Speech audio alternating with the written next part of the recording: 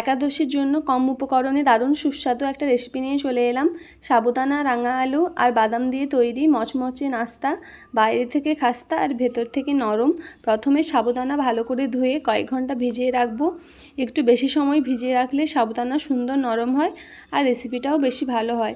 এদিকে রাঙা আলুর খোসা ছাড়িয়ে সেদ্ধ করে নেব। এবার চিনেবাদাম শুকনো কড়াইতে সুন্দর করে ভেজে নিয়ে গুঁড়ো করে রাখবো।